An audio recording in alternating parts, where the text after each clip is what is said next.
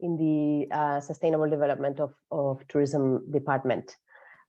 So we are really happy to welcome you to this technical session on the overview of measurement tools and methodologies. Can we see the next slide, please? Basically, as a recap of what we will be discussing today, we have with us Dr. Dirk Lesser. He's the director of the Sustainable Development of Tourism Department, and he will be sharing with us his welcome remarks and also an introduction to the global mapping of tools and methodologies project, which is basically the one that provides context to this overview that we will be then hearing about from our colleague Jeremy Smith. He's working with us as UNWTO expert, so he will be running us through a number of tools and methodologies that have been reviewed. And we will then finish with the, let's say, status quo of tourism emissions measurement. So basically explaining where do we stand with our understanding of this very challenging topic. Hopefully we will have plenty of time for discussion. So make sure you note the points you want to discuss and your questions so we can address them at the end of the session. Next slide, please.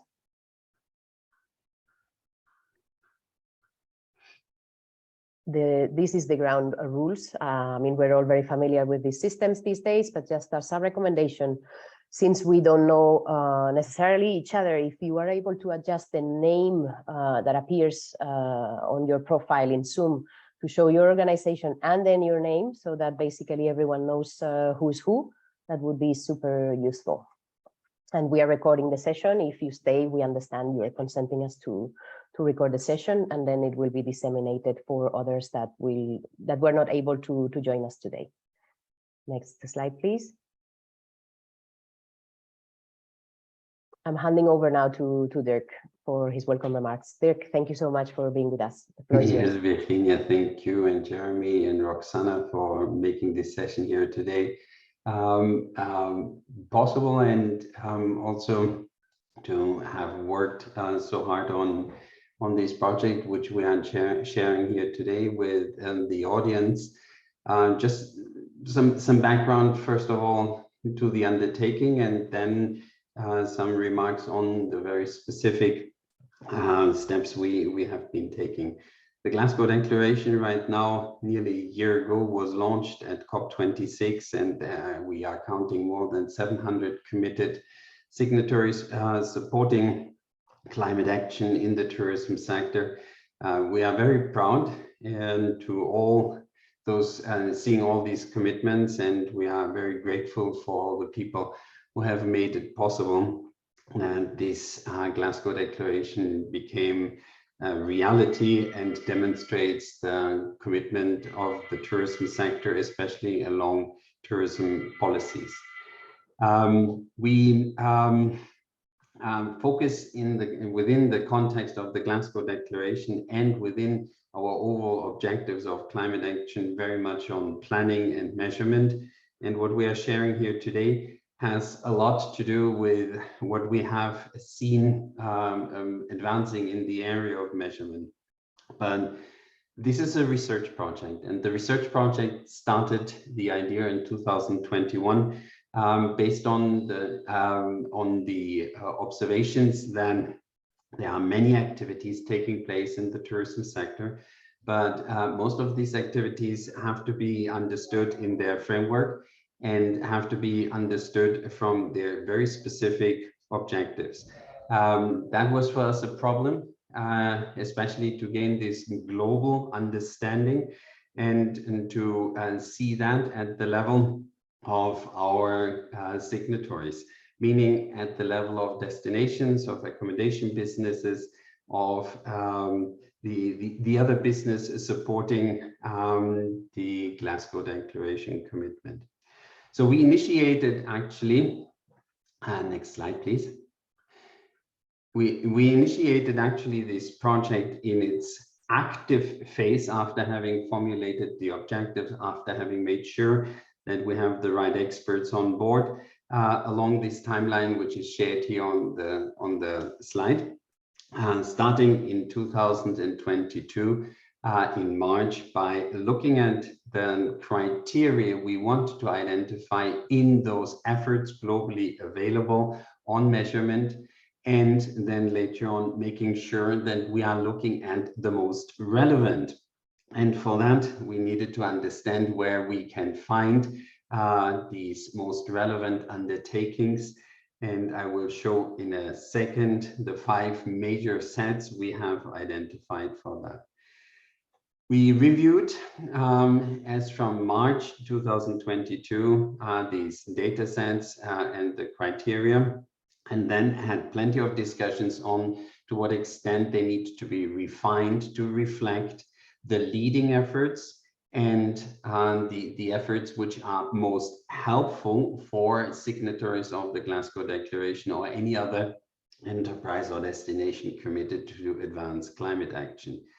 We had then assumptions, we tested the assumptions, and we are here today in this very first undertaking of making the findings available in an effort to make that transparent, but also to invite you to share with us elements we might have overlooked or initiatives we might have not covered. Next slide, please. So the first step was then, next slide, please, was on identifying the different initiatives. No, can we go back, please? Thank you. The different initiatives and the sets where they are supposed to appear. We looked over here at 5 major current initiatives or groups where initiatives can be found.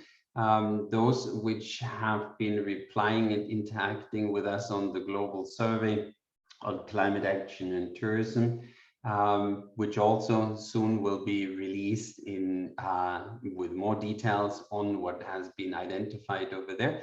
But here is the very first source of activities related to measurement, which has been analyzed. Then the Glasgow Declaration signatories, as well as the signatories of tourism declares a climate emergency.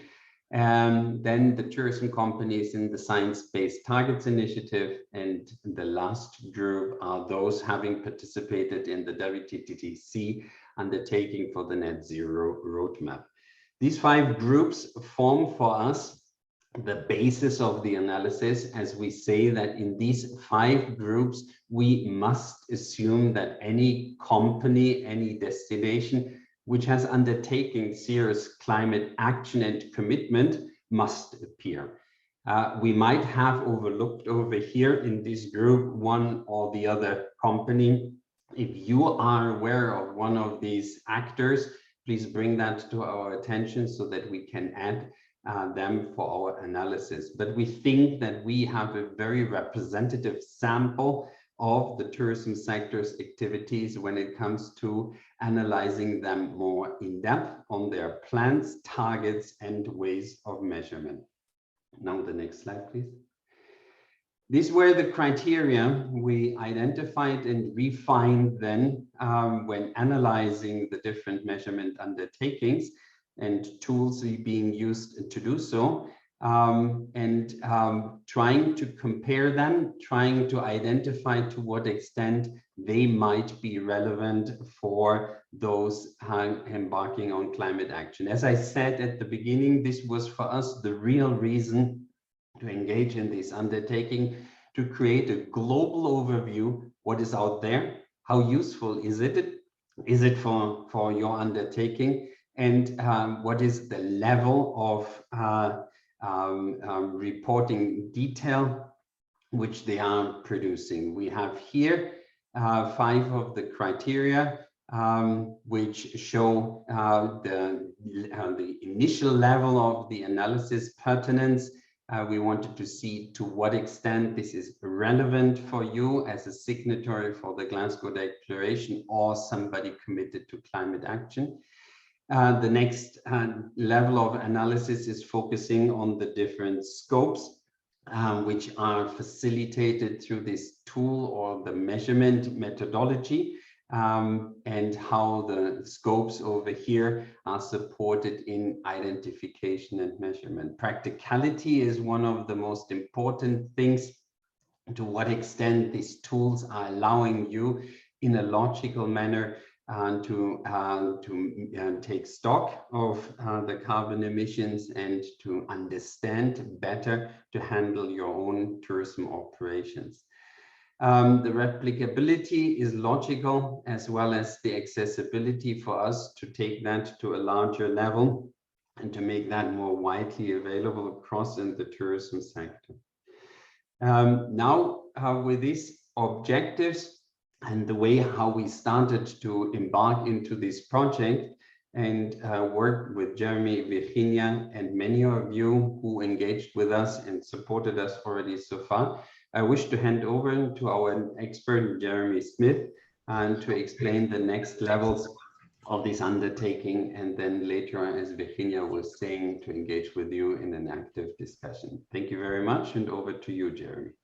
Thank you very much, Dirk, and it's a real pleasure to get to this stage in the process, which has been extremely involved over the last few months, looking across a full overview of tools and methodologies for various actors in our sector. I'm going to look across these three particular sectors: the accommodation, tour operators, and destinations, and give a summary of specific tools and methodologies that meet the largest amount of those criteria that Dirk just presented to you on the previous slide. And then for each sector, just draw some initial observations on how we see the sector developing and what that might mean. I will then pass over to Virginia, who will take that into greater depth. So looking first of all at tools and methodologies for the accommodation sector, by some margin, the accommodation sector is the most well served in terms of tools and methodologies.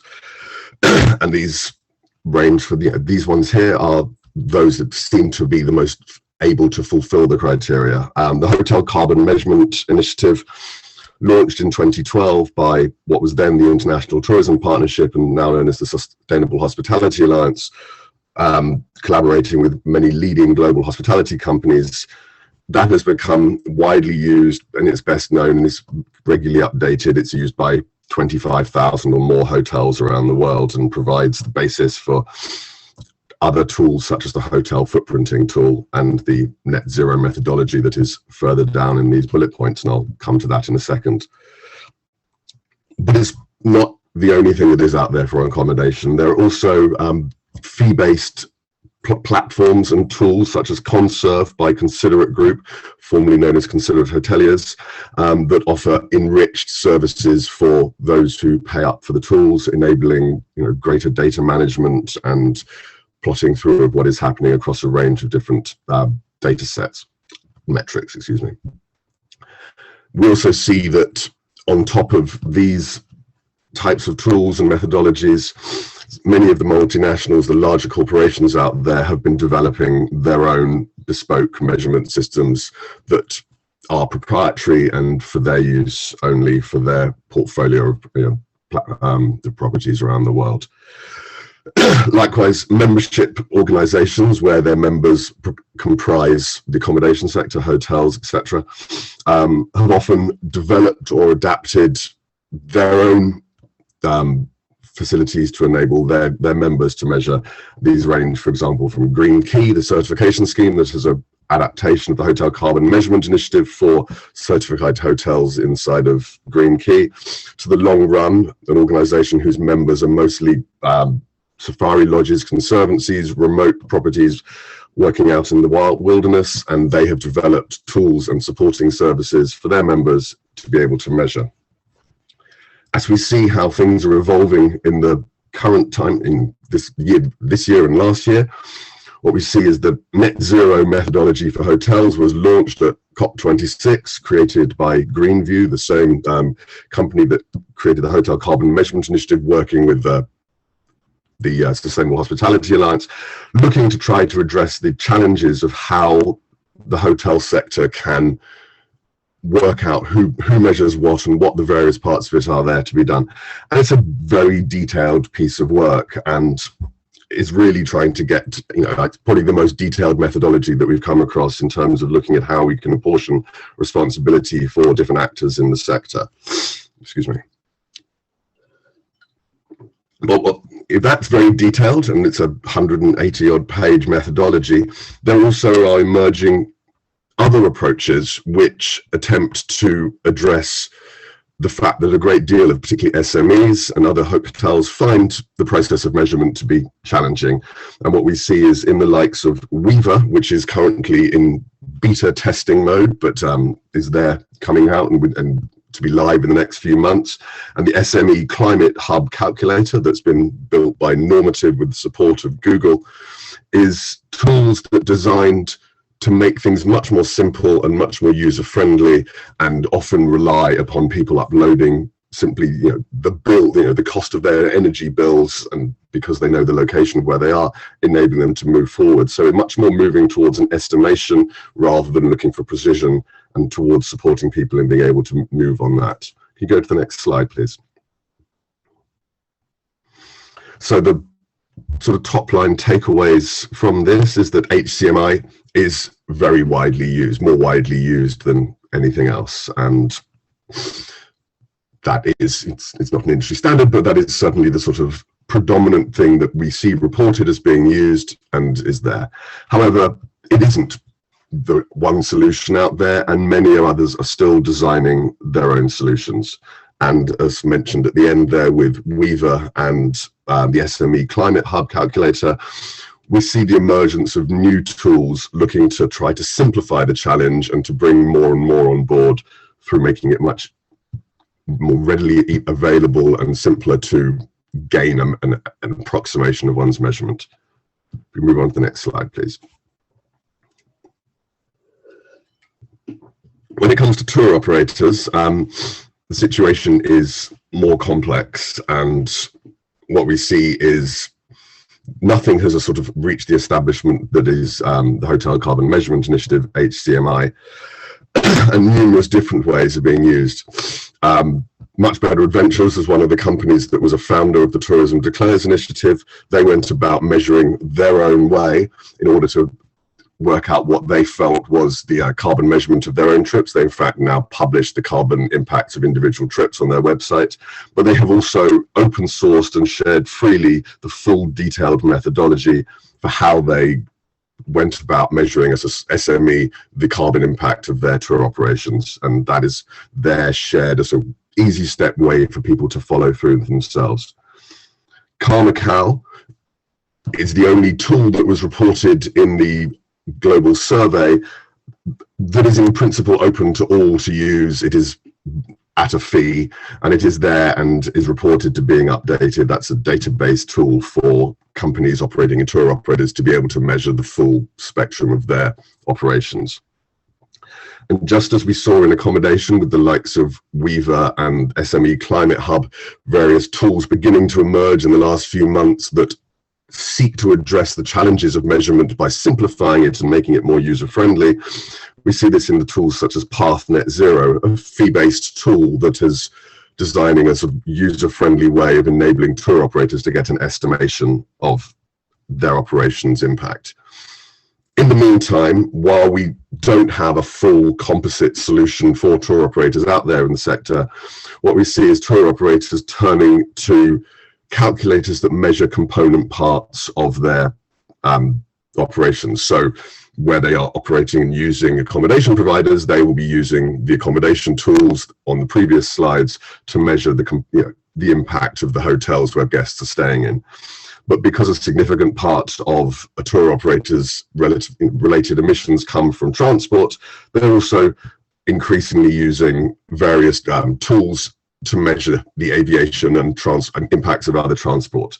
What we see is the likes of the atmosphere calculator, the ICAO calculator, and increasingly Google Flights that has been built using as part of the collaboration through the Travelist Initiative, working with Skyscanner and others to develop a way of being able to measure the carbon impact of flights. Sustainable Travel International offers an example of taking it beyond simply looking at the impact of flights, but actually providing great granular detail on the carbon impacts of different forms of land and sea-based transport in addition to flights, to enable people to measure those aspects of their trip. If we go to the next slide, please. So what we see here is that different operating models, the fact that some tour operators own the hotels, the coaches, even potentially the airlines, that they have to take into account, whereas others do not own those things and simply connect people to different businesses along the way, make the challenge of measuring how a tour operator more challenging. Add to that the lack of consensus over whether or not an international tour operator should be including the impacts of international aviation. So if a tourist flies to join a tour in the first place, does the responsibility of the tour operator start on day one of the tour, or does it also include the trip to get to the beginning of the tour? And what we see is that larger businesses are increasingly turning to consultants or bringing on board their own climate experts in order to address the challenges of these differing operating models and lack of consensus about how to develop standardized measurement. We move on to the next slide, please.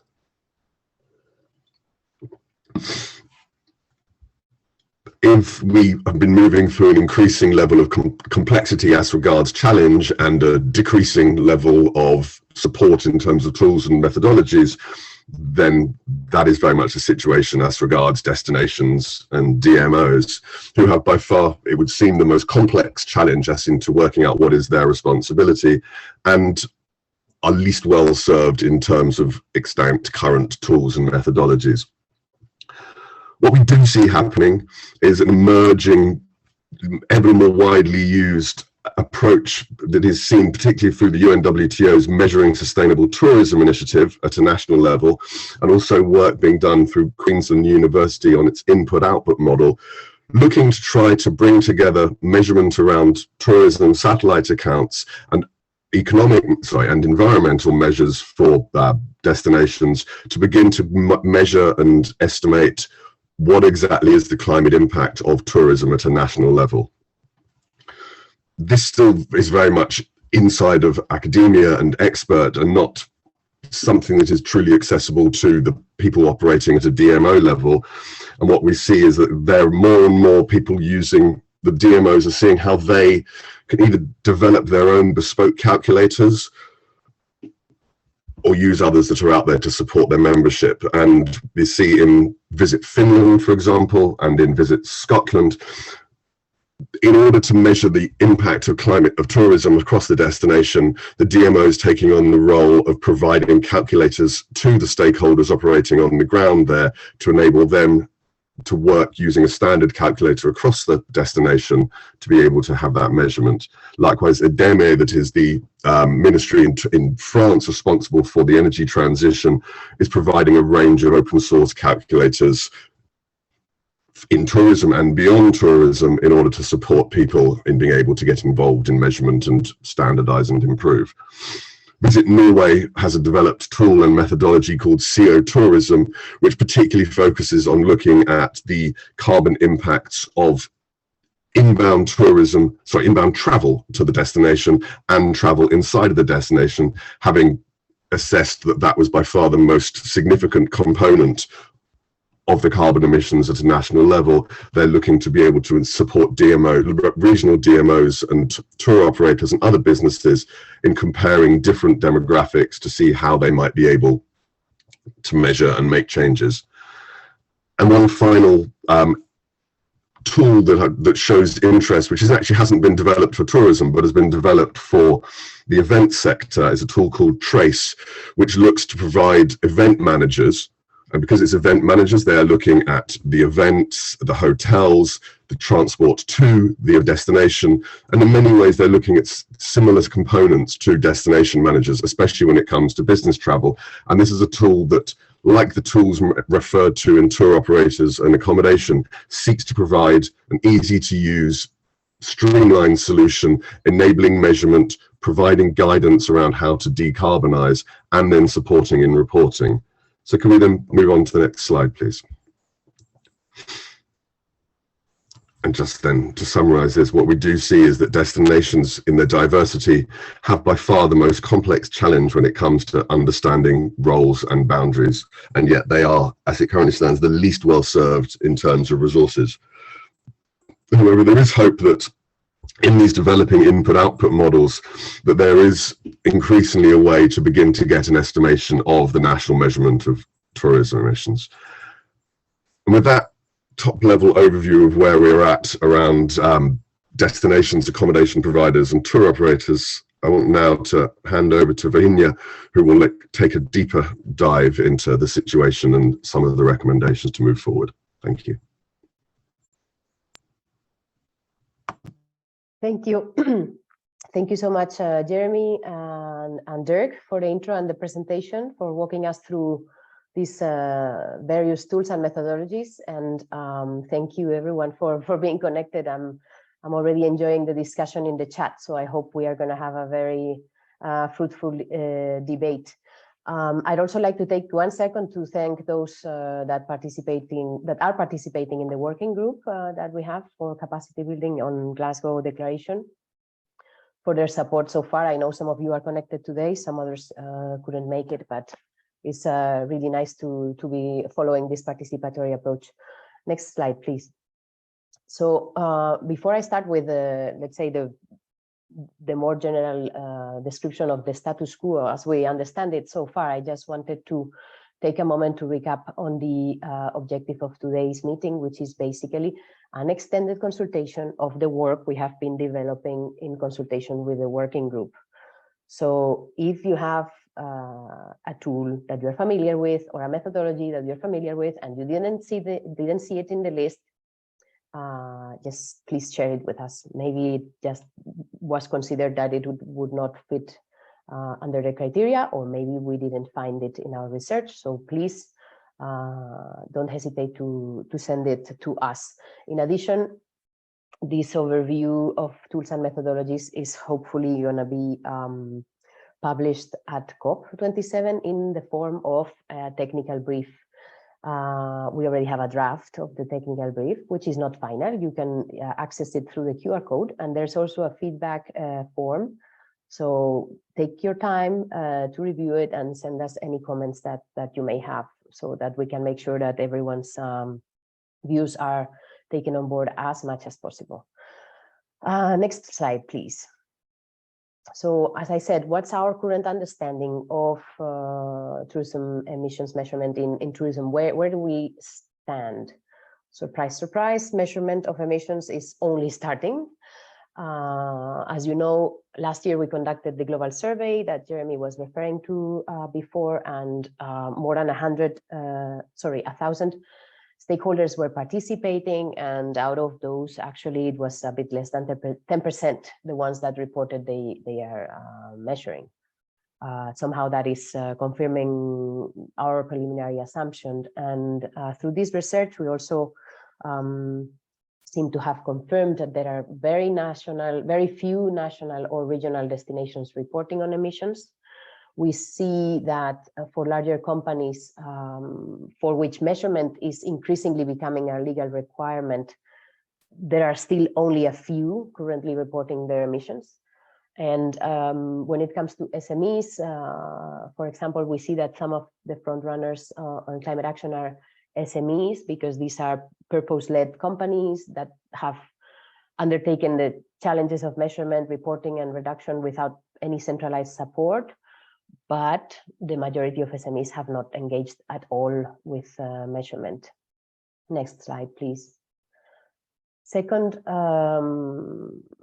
item is that there is a lack of consensus over the responsibilities and boundaries.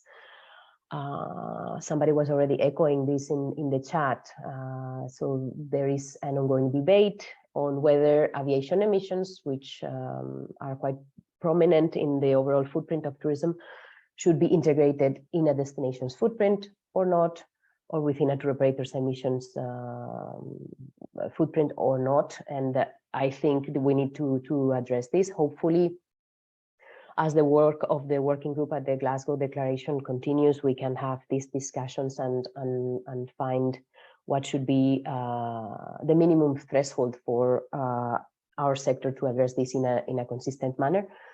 So far, we see, for example, that tour operators which are managing flights directly tend to include them in their footprint, which I think is the right thing to do, but there are others that still don't. So hopefully we will be able to together find consensus on what's the way forward. We have also observed how the priorities of the global north and the global south are different. So the northern hemisphere is talking about decarbonization. Basically, most of aviation takes place in the north, while those in the south are prioritizing adaptation. So most of the tools that you saw today have been developed through entities from the north. There are other factors which are even more complicated to measure than emissions, which could be, for example, non-carbon benefits. And maybe in the near future, we should also think about encompassing in the way we report progress. We also noted that some organizations are not necessarily measuring emissions, but they are measuring the frequency of actions that may result in emissions reduction. So, for example, how many bicycle trips have I, sold versus trips by car, or how many vegan meals have been served, etc. Which it may not be technically, correct in terms of emissions measurement, but could help many advance. So something to consider when we are once again finding consensus on the way forward. Next slide, please. Third point is that measurement is still seen as a barrier rather than an enabler. Many tourism stakeholders consider measurement difficult. Either they are worried that they spend so much time on measurement and trying to do that effectively and correctly that they don't have time to spend on actual decarbonization projects, or they just avoid measuring altogether and focus on emission reductions without an awareness of their impact. We have seen that the easier to use tools normally have a cost. And we've also noted that where tools were developed with an ongoing funding mechanism, the providers may lack the finance to improve the user experience, to update the functionality, and then some of the tools are even discontinued and former users risk losing motivation. So how can we make sure that this is not happening? Next slide, please. Fourth statement is that an optimistic one, there are a new generation of tools emerging, and earlier tools are often relatively complex to use. They are based on spreadsheets, and they need an understanding of multiple varying emission sources to be able to fill in the spreadsheets. Newer tools, we've seen that they tend to focus on easy to access, on having, let's say, understanding data sources such as energy bills, or they are capable to be connected directly to a smart device. There's also progress in integrating measurement with targeted guidance through these new tools platforms for relevant decarbonization interventions to be identified. And also these new tools appear to have addressed the need to provide clear reports to the user. There's also a growing movement towards open sharing of methodologies, which we think would be essential to accelerate rapid progress. Can we see the next slide, please? So after these, let's say, preliminary conclusions, we also have some preliminary recommendations for the way forward. We hope to enrich these as we receive your feedback. Don't forget to send us your feedback. So we have 6 recommendations so far. First one is that further work needs to be undertaken to identify and promote the benefits that stem from measuring emissions to ensure that all stakeholders across the value chain are able to see a clear business case for engaging in this process. For example, a business can clearly see the benefit of an increase in an average length of stay. So if this increase also means a reduction in the number of international flights required to make the same profit, then it also brings this reduction of emissions. So how can we be a bit more maybe didactic when we present statements on how to measure to trigger action at scale? Second point is that all stakeholders would benefit from an agreement and guidance on the boundaries of their measurement responsibilities. So we need to make it clear how different parts of the value chain play their role. The boundaries will vary between different types of organizations. For example, for a hotel, scopes 1 and 2 will constitute a larger part of their footprint, whereas for many tour operators or DMOs, they would have mainly emissions under scope 3. Then third statement recommendation is that a balance would need to be struck between the need to be able to accurately measure and to ensure engagement, efficacy, and progress. So we need to scale up fast, and we can progressively improve, but action needs to start now. We cannot wait for perfect to start. Then the next statement is that we would need to provide tailored guidance, in particular for destinations and SMEs. We had someone from a DMO, and I won't quote directly, but it was a respondent of the survey, and he said, as a DMO, it is challenging to have 3 streams of climate action work: measuring and reducing carbon as an organization, helping our stakeholders to measure and continue reducing their carbon footprints, and advocating for consumers to make lower emission travel choices. And funding for climate action is also a constant struggle, he said. So yes, the panorama for a DMO is complex, and we need to see how we can provide tailored guidance, same for SMEs. We have to, next recommendation, engage larger players. They have to be on board. They have in-house capacity and expertise, or they can outsource it. And on top of that, they include plenty of SMEs in their scope 3 measurements, so they could really catalyze support for SMEs to advance in their measurements. And then the last recommendation is that we should continue advancing in also other, let's say, challenging areas, such as climate risk valuations, that could help us understand what's at stake in economic terms if we don't address climate elements and mobilize support for adaptation, notably from governments. We need to advance on understanding the decarbonization or mitigation potential of nature-based solutions. We need to understand how to measure non-carbon benefits, etc. So there's a big task ahead, but so far this is where we stand. And once again, we look forward to discussing with you and listening your comments. So let's move on to the next slide, please, which is the part where I'm going to hand over to those that have questions. So can we, let's say, raise, if you have a question or you want to make a comment, can you raise your hand so that we can give you the floor and we can have hopefully a lively discussion. Don't be shy, please. It can be also a criticism, yeah, we're very open. Virginia? Yes. If you allow me, as there in the chat were a number of questions related to aviation and attributing over their emissions of aviation, I would like Roxana, please, to share the report we prepared for COP25 on different measurement approaches, where we were discussing also aviation and the issue of hubs, and supported that through measurement efforts.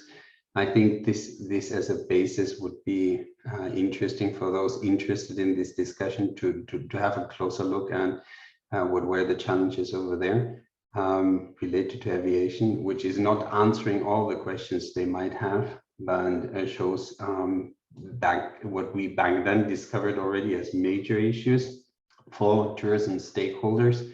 Measurement from aviation side is not necessarily built in such a way that a tourism destination or a tourism stakeholder over there is immediately supported, but some of the core questions we should take into account have been discussed over there. Thank you, Dirk. So I was quickly glancing through the chat, and I see Dirk Radke being active on the aviation discussion, and also Benjamin Carey asking some questions. Dirk, Benjamin, would it be okay for you to voice these comments? Might be easier for everyone to maybe have a discussion around them. Can I prompt you, Dirk? Virginia, yes, happy to do that. Thank you. I mean, essentially, I think as a rule of thumb, aviation is worth 70–80% of greenhouse gas emissions. So, although it's incredibly difficult, it does seem to be slightly sort of fiddling at the margins if you don't sort of fully take account of the impacts of aviation. And I'm slightly nervous about the suggestion that we're saying basically it's too difficult. And I agree, there's lots to be said for focusing on what can be done at destinations and the positive and negative impacts on host communities. But if we're not taking account of aviation, where we're just missing the sort of biggest impact there is. And then I also made the point about do you treat this as a cost for the destination or for the source market?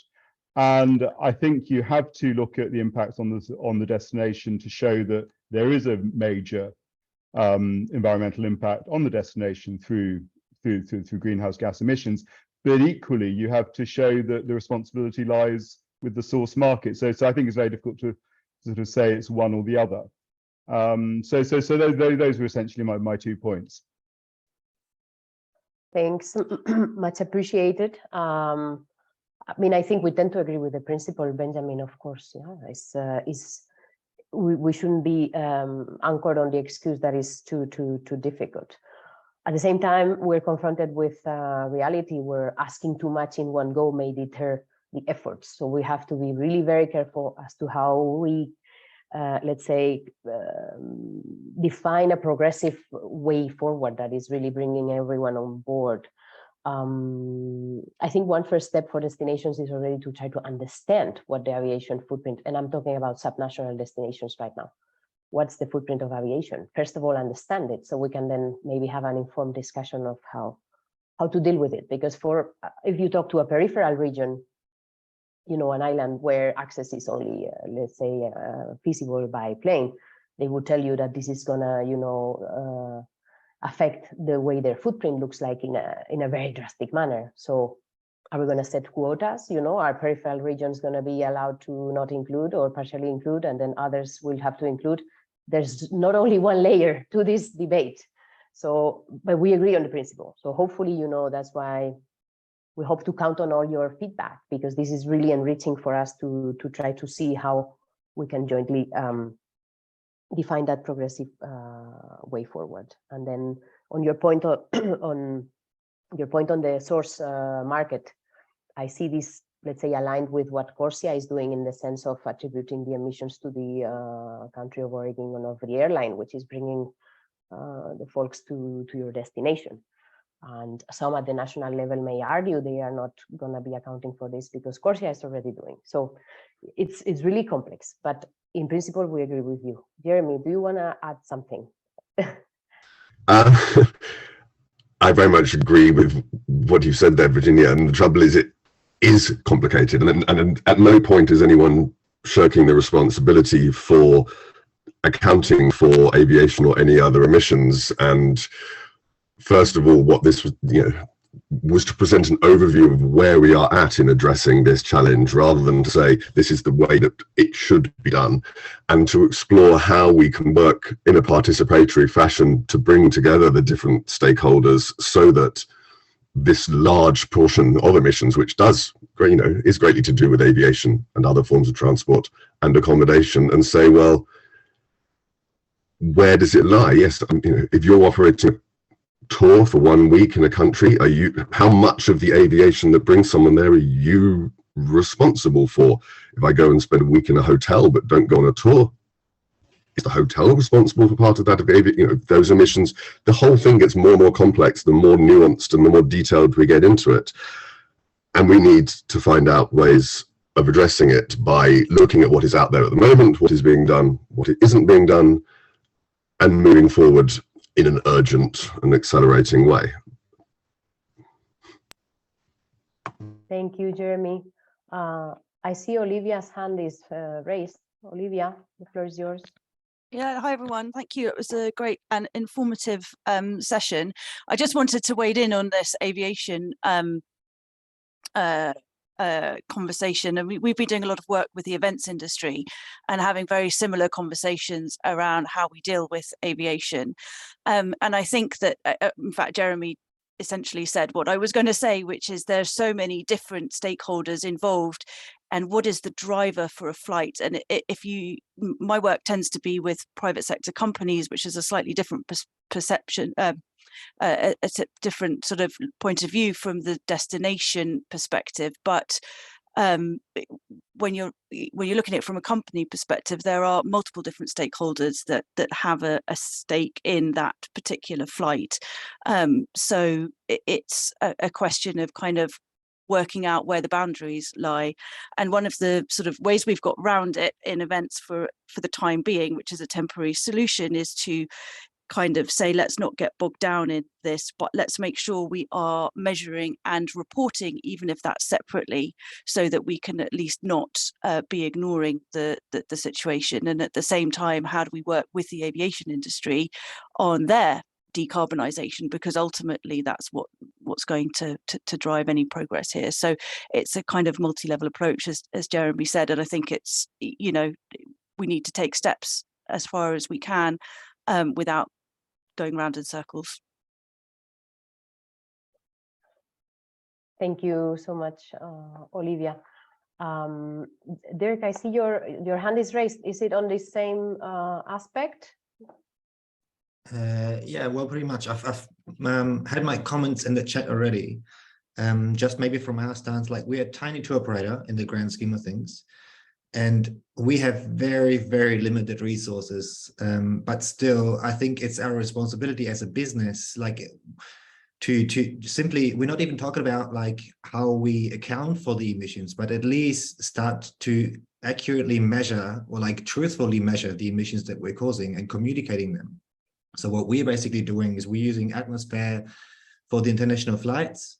And because the value chain for us as a tour operator is such extensive, we simply can't measure each different component. So we basically have averages for each day in the destination, and where we know the most emissions are caused, which is the flights, for domestic flights, international flights. That's what we're using a different tool for. And we at least display all these emissions that are being caused, independently of the discussion around what we should be doing with them. So like we've decided we have to compensate for whatever we're causing on a business level. In what way that happens afterwards is another discussion, but at least we should all be reporting truthfully to what science says these are the emissions being caused, wherever possible. Thank you, Dirk. Next hand is from Tanya Mihalik. Tanya, floor is yours. You are on mute, Tanya. We cannot hear you. Still not. Thank you very much. Good morning. Regards from Slovenia, from the School of Economics and Business, University of Ljubljana. Thank you very much for this really timely and very much needed workshop on calculating the CO2 emissions. It is not, and I'm very thankful also for this conceptual debate about the calculators that we are having now. But I have a question that is more pragmatic. I think that the main issue, I'm basically speaking at the all levels now, starting at the national level to the destination, to the activities and so on. We see here that, as you said, it is not easy to start these calculations, but they are very much needed and they are a must and not really a question of cost, because if we want to meet the targets, we will have to measure the CO2 emission. And then the second issue that is also relevant is that in tourism, we do need all these different calculators or aspects for accommodation, for a tour operators, for a transportation, whatever we do, the national or whatever we are doing. So the question now is this project somehow lead towards the recommended set of calculators that would be also somehow fit together, so that we are not using something, that will overlap, or using a different style of calculation or whatever, that it will fit together. So is WTO thinking about offering something soon, very, very, very soon? Because I see how this in the practice is working. It's much too slow. They are reluctant. The accommodation, they don't really understand it. They do it if they have to do it. Like, for instance, for the green key that you have mentioned, they do it, but the results are, they have to be comparable. They have to be everything. So is this direction feasible? Thank you, Tanya. I mean, totally agree that we have to communicate more on the benefits. I think Dirk Lesser in this case wishes to reply to you. Dirk, please. Exactly. Thank you very much, Virginia, for making this connection. There is exactly this objective. The first was for us to reduce the stress for somebody who is starting. By the chair, and the choices somebody has who has to make the initial steps involves a lot of costs, and this is something we were very much aware, and we wanted to reduce the entry efforts for somebody embarking.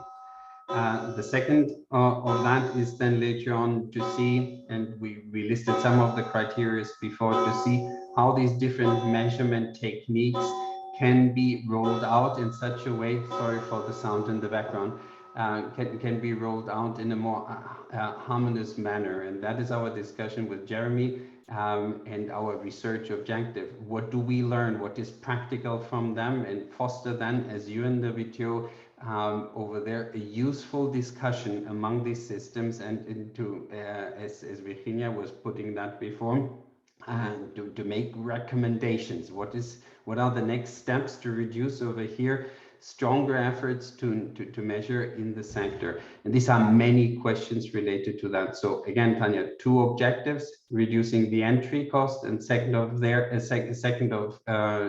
all, then helping, not producing, but helping to align better in the joint efforts of reporting more closely across the different scopes, as many as possible, scope 3 as much as possible, but at the same time keeping of their practicality as at the forefront. Back to you, Virginia. This is wonderful. If there is a timeline, can you just share this with us, a target timeline? Oh, we will keep you posted, Tanya, for sure. So don't worry, we will keep everyone posted. Thank you so much also for your commitment to spread the word with your students and being there. Thank you. Really a pleasure. I see there's one last hand raised. This is Carolina, and I think after her intervention, we probably should end our session of today. Carolina, floor is yours. Thank you. So we are a small travel agency from Finland, and the trend with us is that people don't reserve whole of their holiday from us. So they book their flight separately, they book some parts of the travel separately. They can be, for example, 1 week in Finland and book 2 days from us, travel only for the 2 days of the whole trip, or 1 week of the 2-week trip, or something like that. So we don't organize the flights, and we don't even know if they are flying to Finland, if they are using a boat or car driving to Finland. We don't know that. So I don't really see a way how we can calculate the travel, how they came to Finland to our emissions, since we don't organize anything and we don't even know how they are traveling. So what I would like to do, I would like to give the people always options, that you have this tour organized with the private driver or rental car, and then you have the same tour with public transportation, and this is the cost that it's for the CO2, and you can choose. But if I had to include all the other travel they are doing in Finland or coming to Finland, then I would have to first ask them where they are coming, what are you using? So it's really, really too much work. And I don't see the point for that. Thank you, Carolina. I mean, your intervention is perfect, because it's actually, we need to keep it feasible, yeah? Otherwise, I mean, striving for perfection and not advancing doesn't lead anywhere. So thanks for that. Our sector is really diverse. Each destination has different reality, different capacities, etc. So yeah, I mean, maybe we just need to keep it reasonable for, at the same time, ambitious, yeah, for each of the destinations. But I think this debate is to be continued. I want to thank you all. I have enjoyed the session very much, and your inputs are very valuable to us. So please continue engaging, send us the feedback before 31st of October. Can we show that slides, Roxana, maybe for them to have the QR code outside while we say bye, and I'll now hand over to Dirk. Dirk, if you want to close the webinar for us. Thank you so much. Virginia and Jeremy, thank you very much, and everybody who joined us over here or will watch this video at a later stage. As I mentioned at the beginning, this is a research project that's aimed at accelerating the commitments made of the signatories under the Glasgow Declaration, and producing of their global overview of the leading activities, and reflecting the discussion we aim to help. And that is purpose of today's webinar as well, to make that as transparent as possible, and to allow for feedback and questions and suggestions being shared with us, UNWTO, and the experts and the advisors to this process. I think everybody involved over here, Roxana, Virginia, Jeremy, from the active side of UNWTO, for having made this session possible, and I look forward for continuing the discussion with everybody who was on the call or who's watching that at a later stage. See you again at COP27, where we, together with the partners of the Glasgow Declaration, will demonstrate how the tourism sector took this call from COP25 very seriously, and increases the ambition of the tourism sector in tourism policies, but also in transportation policies. Thank you, everyone, for having been with us here today, and the time and dedication to the cause. Thank you. Have a nice day.